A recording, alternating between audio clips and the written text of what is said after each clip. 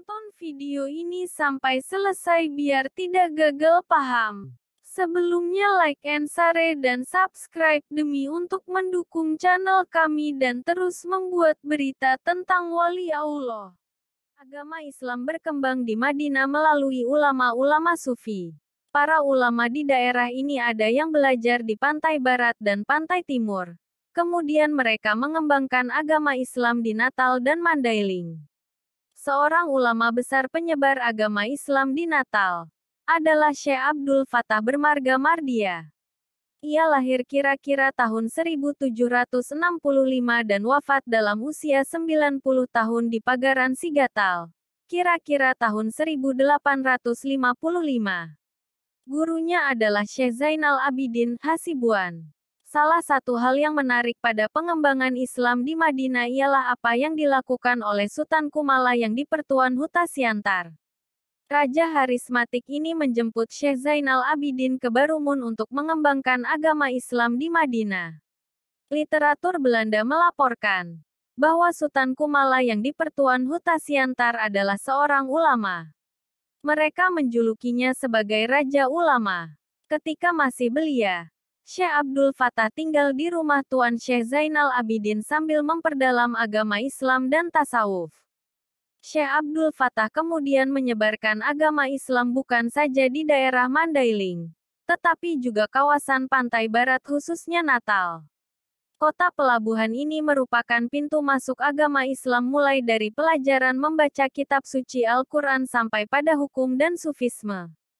Syekh Abdul Fattah memilih tempat untuk membangun kediamannya di kawasan perbukitan kira-kira 2 km dari jalan raya menuju Natal di timur kampung sawah sekarang ini. Bukit garis bawah bukti itu memilih celah Rura dalam bahasa Mandailing. Pada tanggal 17 Desember tahun 2003 penulis mendatangi Rura itu. Penulis mendapati dan menyaksikan mata air jernih keemasan keluar dari rongga-rongga batu padas di tempat ini. Mata air itu dikenal sebagai sumur batu. Syekh Abdul Fattah berdiam di sekitar mata air ini.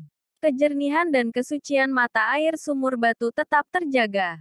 Syekh Abdul Fattah membuat sebuah kulah berbentuk bundar berdiameter kira-kira 90 cm. Air bening dan sejuk yang keluar dan mata air itu dialirkan ke kulah melalui alur pada batu padas. Tuan Syekh Abdul Fattah mandi dan mengambil wuduk dari kulah bundar, sehingga mata air yang keluar dari pori-pori batu tidak tercemar. Menurut juru kunci makam Syekh Abdul Fattah di Pagaran Sigatal, Kuncen, Zubair Hasibuan gelar Lobe Zakaria ada 6 makam kerabat Syekh Abdul Fattah di sekitar sumur batu. Satu di antaranya adalah makam istri Syekh Abdul Fattah. Kuncen Zubair Hasibuan adalah generasi ketiga setelah Syekh Zainal Abidin.